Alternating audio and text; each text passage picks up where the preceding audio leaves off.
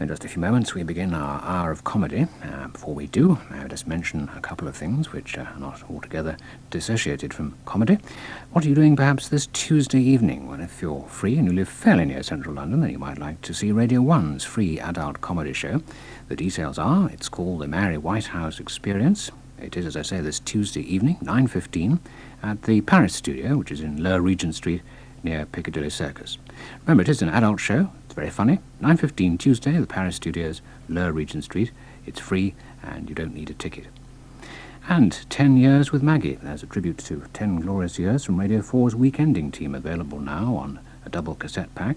The price is £5.99, and it's available now. My husband and I would like to welcome you to our happy household on this Christmas morn as we sit huddled in front of a roaring fire. Oh, Dennis, get in here. We've already started. Coming, dear. Just decanting some liqueurs. Now, that marvelously funny Weekending team has asked us, as a special treat for you all, to select our very own favourite moments from the first 10 years of my glorious reign. Just think of it as my Christmas message. After all, it's always been our favourite show, hasn't it, Dennis? It has? Dennis! Oh, my shins. I say, listen, old girl, they're playing our song.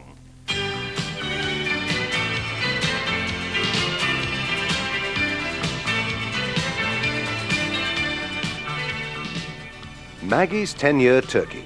A look back at the last 10 years with Sally Grace, David Tate, Bill Wallis, John Glover and Chris Emmett.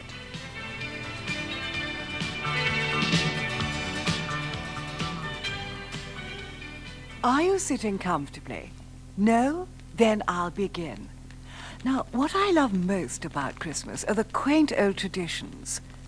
Look, Dennis, I've got some mistletoe. I just remembered there's a good play on the radio. Tonight, Radio 4 Theatre tells the story of how upper-class MP Maggie Doolittle rose to be a humble Prime Minister thanks to the lessons of Professor Saatchi. We proudly present the new Pygmalion, or Mayfair Lady. Scene 1, a comfortable room in the Professor's mansion. What an incredible curiosity, Professor. Yes, Sir Keith, those hats really crack me up, you know what I And mean? the accent, so uncommonly snooty. Do say something for us, Maggie. I am against hanging trade unionists, at least in theory. And the extremism, incredible. You know something, though, Sir Keith? Give me a year and I could make her Prime Minister. Never. Well, didn't I tell you public relations could make Anthony Wedgwood Benn seem human? Yes? Yeah, well, we all make mistakes, but I still bet you I could make her Prime Minister. All right. A year's subscription to the Tory party. You're on. Time passed and Maggie learned quickly. Hello, mate. How's the pigeons? You going down to Boozer for a pint? Hello, mate. How's the pigeons? You going... Yeah, all right. That's enough of factory visits for today. Put down the calf. Now, it's time to practice denying that you're an extremist. But I'm not an extremist. Very good, but try and keep a straight face. A bit more working class, you know. Look like you're a little bit more human. Oh, but I am. I've had enough of all this politics. I've had enough. Was that all right? Soon there was an election which gave the Professor a chance to try out the success of his hobby. Tonight, to outline my economic policy, Vince Hill and Lulu are going to sing Pennies from Heaven. I must admit, Professor, you've done a great job. Her clothes are more modern, her voice is softer, her policy...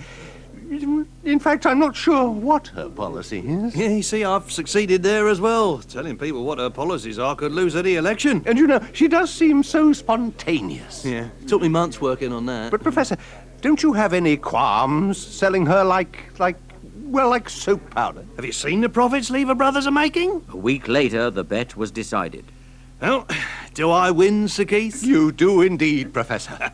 There she is. Reasonable, approachable, the heart of moderation. But, Professor, has she really changed? Not bloody likely. Now, as you know, television cameras have recently been admitted to the House of Commons for the first time. Some people had the nerve to suggest that I should tone down my haughty style. I'm quoting, you realize. Of course, they're no longer in the cabinet. Order! Order! Questions to the Prime Minister. John Blundy. I would like to ask the Prime Minister if she deplores the projected rise in unemployment to 2 million. I'm certainly not going to answer questions from a member of the government who doubled unemployment in 5 years. James Troutbridge. Does the Prime Minister feel that the decision to not offer further financial assistance to British Steel... I'm sorry, I'm hardly going to take criticism from someone whose father was in the public gallery when steel was nationalised in 1946. Peter Worth. Is the Prime Minister intending to take action now the inflation rate has I'm reached... not going to answer a question from the party who left us with a 12% inflation rate. But I'm a Liberal. Well, I don't know how you had the gall to ask the question, considering your party passed the Great Reform Bill of 1832. David Hanson. About the lending rate increasing to 17%. I'm sorry, And I'm but a Conservative. Well, I'm certainly not answering questions from a member of a party which allows the lending rate to increase to 17%. And who has bad breath and who eats their peas off a knife.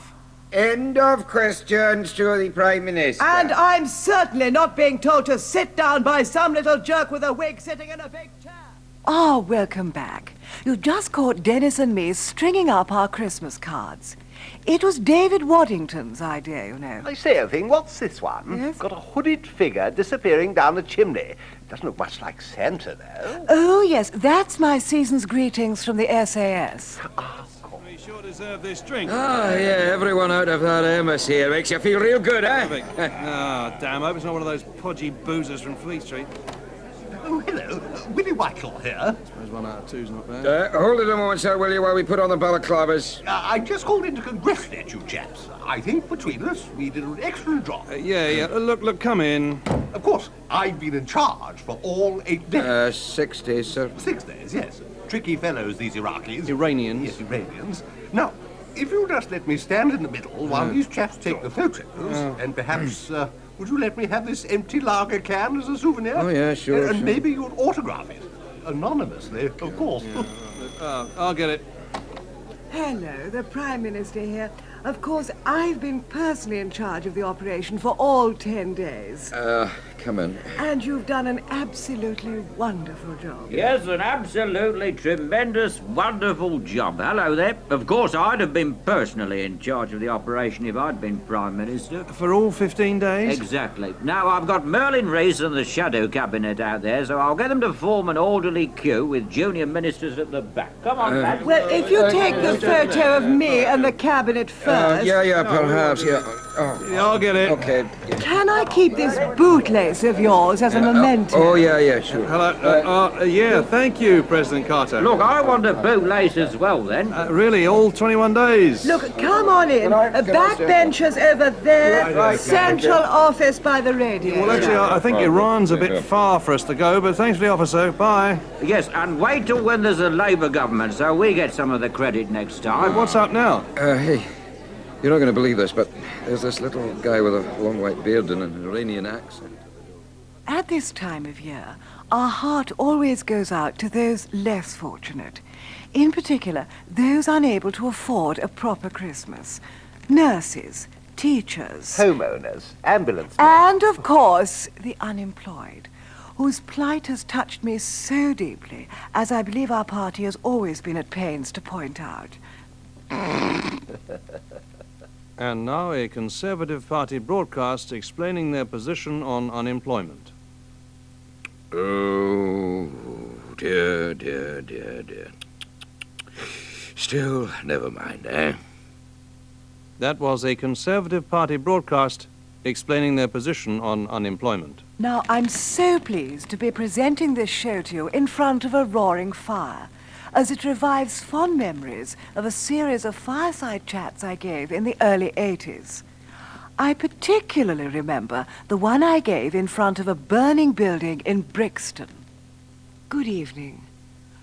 The rioting that has ravaged Britain over the last fortnight has been truly tragic, the most worrying time of my years in office, and indeed the reason I have spent many sleepless nights attending publicity stunts at West End theatres. But nevertheless, something must be done. Personally, I blame the parents. What are young children doing out on the streets? Why don't they do what we did and send them to finishing school? But as well as blaming parents, I blame political agitators. And I blame the media. In fact, I blame everyone except us. Because I do feel very deeply that unemployment has nothing to do with it. And if it does, then I blame the unions for causing unemployment. After all, Chad has unemployment of over 15%, and they don't have rioting on their streets. They don't have streets, but that's by the by. Nevertheless, I do feel very deeply that the time has come to take positive action to end this wave of looting, stone-throwing, and petrol bombing. For a start, we're putting up the price of petrol. Also, we're introducing measures that will get right to the heart of these areas' problems, such as water cannon and CS gas. And yet, the young and unemployed must not despair. They must look on the bright side. They may have wrecked, looted, and devastated our cities. But just think, they have the ideal qualifications to be a Tory Chancellor. Of course, you know, Christmas wouldn't be Christmas without the turkey, but we're trying to enjoy it without Mark all the same. We have all the trimmings, and there's nothing quite like an overstuffed old bird. Oh, no. Willie Whitelaw's not coming for dinner again, is he? And now, the Home Secretary, William Whitelaw, will address the conference. Excuse me? I'm not actually. I just wanted to ask for the owner of car GGL 426B to move it as it's blocking the entrance. Needed saying. It's a Ford Escort. There was a young lady of Ryde who ate some green apples and died. The apples fermented inside the lamented, making cider inside. Rhubarb. I think you're a load of grovelling toadies. Goodbye. And now, the Home Secretary, Mr. Whitelaw. Oh, thank you. Oh, excuse me. I'm so sorry. Weekending presents Destination South Atlantic, an everyday story of warmongering folk. The story so far. British intelligence get hold of certain papers indicating that sinister Argentinian General Galtieri has invaded the Falklands. These papers, the Evening Standard and the Daily Telegraph, finally reach the Foreign Office, where suave aristocrat Lord Carrington flicks through an atlas and, after discovering that the Falklands are British territory, has a fit of embarrassment from which he never recovers. He and several of his aides disappear, believed to be victims of a ghastly sacrifice ritual called carrying the can, forced on them by their ruthless boss, the mysterious Iron Lady. Panic mounts in Whitehall until it is discovered that Defense Secretary John Nott has somehow escaped slaughter. Then absolute panic breaks out. Nott decides to win back the Falklands and dispatches the Royal Navy, pausing only to borrow Lord Carrington's atlas and find out where to send them.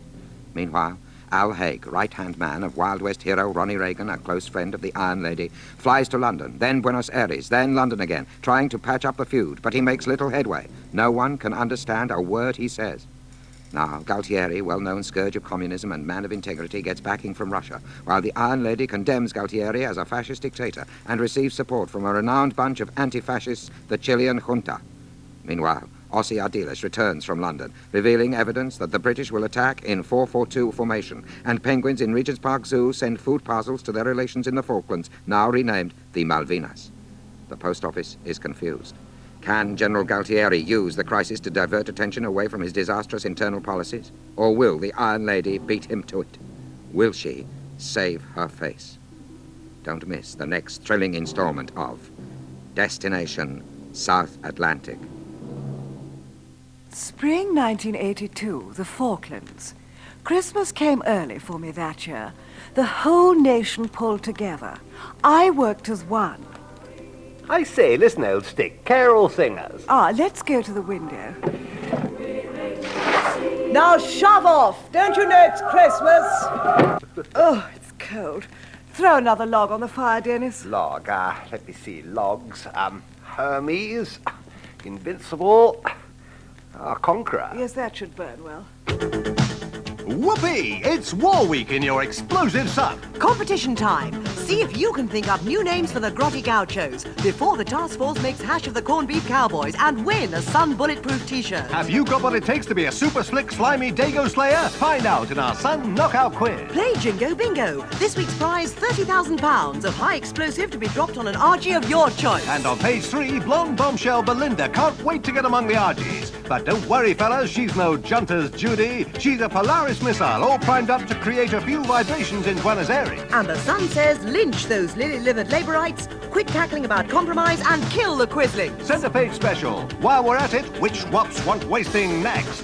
The Sun takes a level-headed look at who should be next for a tough time from the task force. And if it means falling out with the Russians, let's make sure it's the right kind of fallout. Radioactive. Because next week, the Sun sponsors World War III. There now follows an important message from the Ministry of Defence. I have an announcement to make. On Tuesday, October the 12th, 1982, the Falklands Victory Parade took place. There were no casualties on show. There, now I hope you enjoyed that as much as I did. It brings me neatly on to the best present I ever received. The 1983 election from Michael Foote. Willie? Willie, where are you? It's Jim Pryor. Over here, Jim, by the hot air blower. Oh, listening to your speeches again? Oh, leave it out, Jim. Sorry, Willie, we've been looking for you for days. Well, I dashed in here as soon as I heard the first results. Well, don't worry, Willie, it's good news. You mean we lost? No, we won. Oh, no. That means they'll give my job to... Hello, Norman. Talk of the Tebbit. Hello, gentlemen. So, it's a landslide, then? No, I just sat down a bit heavily. No, we've taken the country by storm. You mean stormtroopers? These new MPs are all ex-death. Now, Willie, you know very well that no one has done more than us to erode support for the National Front. That's right. Now they all vote for us. By the way, would you like to meet some of our new MPs? No. Oh, good. This is Norman Bland, our new Minister for Repatriation. Hello. Norman Blank, Minister of Compulsory Gym and Paternalism. Hello. Norman Bleak, Inner City Deprivation. Hello. Norman Blowtorch, Witchfinder General. Hello. And Norman Borman, Minister of Strength through Joy. Hey! What about defence? Oh, you must mean the War Office. Here, I don't know any of these people. Where do they come from? A test tube at Portondown. Come on, boys, get to work. Hey! What are they doing? They're just making a few changes around the place, and we'll start by dismantling the health service. No, leave those wash basins alone. Then we'll sell off a few public assets. Oh, no, not the copper pipes. And now, what are we going to do with you two? Oh, no. First, you, Pryor. I think Maggie's got a nice new job lined up for you. Oh, good. At last I can leave Northern Ireland and come home to London. We're sending you to Port Stanley as new Minister for the Falklands. Oh, no. Oh, golly, that means Northern Ireland for me, I suppose. Oh, no, Willie. I've got something much more suited to your ability. Oh, good. There's your bucket. There's your mop. Oh. Now get cleaning. Oh, no. No.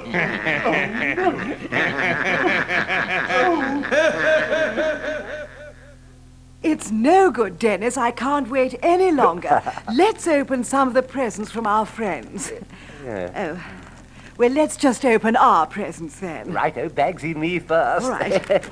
Ooh, that doesn't feel like a bottle. No. Oh, it's a video, old thing.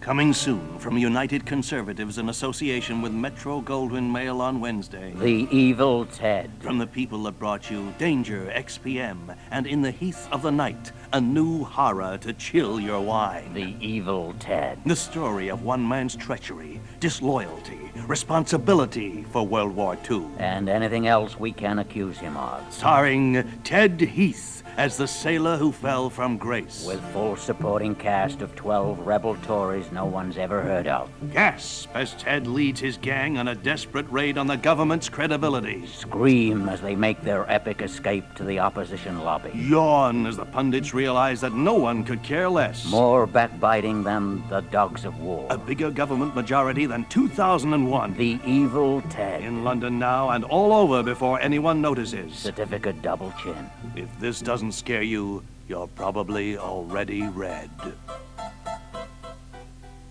I say, Nags, Yes. don't you think we could do with a few more decorations? Yes, Dennis, I'm just seeing to it. Now, let me see. A knighthood for him, OBA for her. He can get pushed upstairs. You wanted to see me, Prime Minister? Ah, yes, Ian. Now, how's the miners' strike going? It's none of your business. No, Ian, we're not in front of the cameras now. Oh, I see. Well, as a matter of fact, it's not going too well. Oh, really? What's the matter now? It's NACOD. Exhausted, Ian. The pits are exhausted. No. I meant the Supervisors Union, NACOD. They're talking about a strike. But aren't they on our side? Well, they were, but then I decided to amend the agreement that says they don't have to endanger their safety by crossing picket lines. And what did you amend it to? They do have to endanger their safety by crossing picket lines. Really? Well, they can't go on strike without holding a ballot. Too many people think they can ignore democracy whenever it suits them. Well, they've already had a ballot and they voted for a strike. That's neither here nor there. Get in touch with the leadership and tell them we're prepared to back down if they overrule the strike vote. Yeah, but if I do that, it'll show Scargill our weakness. Oh, I see. Well, I told you before, Ian, the miners' dispute is none of my business. But I don't see any cameras. There aren't any. Quick, Dennis, it's 3 o'clock. Switch the television on.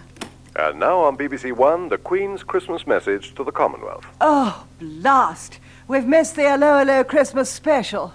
My lords and members of the House of Commons, my government consider as their highest priority the maintenance of national security and the preservation of peace. My government will contribute to arms control and disarmament negotiations. They will work continually for a greater atmosphere of trust between East and West. My government remains deeply concerned about unemployment and will continue policies designed to achieve better opportunities for employment. My government will work for a more flexible and competitive economy, which will sustain rising living standards. Today it's Christmas all over the European community, and one thinks it only proper that we take a look at some of their customs as well. Customs? A litre of spirits and 200 gaspers, isn't it? Hardly worth the day trip, old thing. July 1987, and a dark shadow falls across Europe. Oh, get out of the way, Geoffrey. I'm sorry, Margaret. Against overwhelming odds, Britain stands alone. The massed grey suits of the EEC stop at nothing to impose their evil will. Reasoned argument, common sense. Their flexibility is almost fanatical. But in this, England's darkest hour, one voice is raised in defiance. We shall fight them on the Peaches, we shall fight them in the Butter Mountains and in the Wine Lakes. We shall never surrender. Yes, there's no more reassuring sound than the relentless drone of the Grantham bomber as it flies in the face of protocol. Looks like we'll have to bail out, Margaret. No, we've spent far too much already. All right. Meanwhile, in occupied Europe, vast areas are laid waste by the inexorable advance of the ruthless CAP. Desperate struggles are fought over minefields throughout Western Europe. Das ist Minefield. Nein, das ist Minefield. And British honour is restored thanks to the never-say-yes spirit of one woman. Never has so much been withheld by so few from so many. Now, time for my famous V sign. No, Margaret, no, it's the wrong way round. I know what I'm doing, stupid. Hello again. Now, like so many other ordinary couples, Dennis and I start to plan our holidays around this time of year. What about a shooting trip this year, old girl? Yes, I've heard Gibraltar is supposed to be rather good for that. Ole, go upper. Oh, it's no good. I'll never dance like Tommy Steele. Still, at least I've killed that cockroach. Let's put the record on again. Sir Geoffrey? Yes? The coroner in charge of the IRA shootings inquest has just arrived from Gibraltar. Oh, all right, Miss Renshaw. Show him up. He's just parking his car. Thank you, Miss Renshaw. Signor Pizzarello. I was just getting out of my car when 3 men opened fire at me. Yes, traffic wardens get worse, don't they? How go the preparations for the inquest? Very well, thank you. Everything's fixed. Oh, good, then we've got nothing to worry about. I mean the date, the end of June. Aren't you forgetting Gibraltar's famous Festival of Arts? Okay. The end of June Arts Festival. Oh, that. It would only be a drain on the police, so we'll cancel it. What? Cancel Swan Lake, cancel Wagner's Ring Cycle, Ibsen, Molière, Chekhov, Shakespeare? But we only plan to have Julio Iglesias. Shame on you, Signor Pizzarello. Well, can we have the hearing when all that's finished? No, because I fixed it so that you hold the 2012 Olympics. Let me see if I got this straight. You want me to postpone the hearing ad infinitum in the hope that the witnesses' memories will become blurred? No. Ah. I did it myself 4 hours ago. But what do I tell the press? The same as me. All together now. 1, 2, 3. Okay. I know nothing. Sorry, I'm from Barcelona. Yes, well, Max, old thing, it's nearly the end of the show. It's the end of the decade. Yes. And it's the end of the bottle as well. And you've still got everybody guessing. You can tell me, old stick. What's your secret? Well, you know, Dennis, whatever happens, I'll always have a few irons in the fire. Yeah, oh, my golf clubs. Surprise! Oh, how marvelous. A surprise party for our 10th anniversary. We don't know what to say. No, we couldn't possibly. And did those feet in ancient times? Very well, Geoffrey, if you insist. We should like to thank personally all those who have made this momentous occasion possible. Oh, it was nothing really, Margaret. Nothing. But unfortunately, General Galtieri, Neil Kinnock, and Arthur Scargill don't appear to be here tonight. Oh, don't worry, Norman. She won't have forgotten us. And we'd also like to thank all those who have stood by us through the good times and the bad, the thick and the thin. There, what did I tell you? Now, everybody enjoy yourselves. Heaven knows we shall. Wonderful speech, Margaret. I'm overcome with emotion.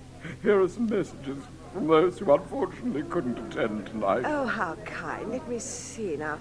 Oh, there's one from Pym, Biffin, Heseltine, all saying roughly similar things. Oh, they shouldn't have. I know, that's why they went in the first place. Anyway, if you'd like to step this way, we have one last surprise for you. Norman? Right. As you can see, Margaret, we've arranged a live video link-up. And any second now, messages of goodwill should be pouring in from all over the country. All over the country. Any second now. Please. Here's one coming through. Chris, Comrade Margaret, Peter Walker here. I'm actually at the Vale of Glamorgan. Sorry about the noise. Get off, get off. Labour Victory Party. Yeah, we seem to have lost it. Well, never mind. Come on, everybody, drink up. There's plenty more for everyone. Bubbly, Margaret? We were when we arrived, Geoffrey. Don't worry, Margaret. It's nothing more than a mid-term slump in popularity. I mean, you've had it before. Geoffrey, I think you've drunk rather too much. Well, whatever you do mean, Margaret? Well, this is the first midterm I've ever celebrated.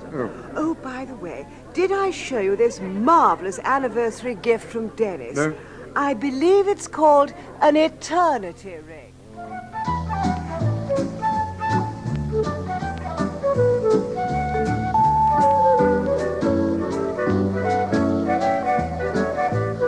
Maggie's 10-Year Turkey featured Sally Grace, David Tate, Bill Wallis, John Glover and Chris Emmett, and was written by Guy Jenkin, Nick Revel, James Hendry, Ian Brown, Pete Sinclair, Dave Cohen, Mark Burton, John O'Farrell, Jed Parsons, Robert Linford and Barry Atkins. The links were written by Mark Brissenden and Simon Bullivant, who also compiled the program. The producer was Paul Spencer. Hello and welcome to the Thatcher Factor. With me tonight I have one of the country's top economists who will be trying to sum up the feeling in Britain after 10 years of Margaret Thatcher. Professor.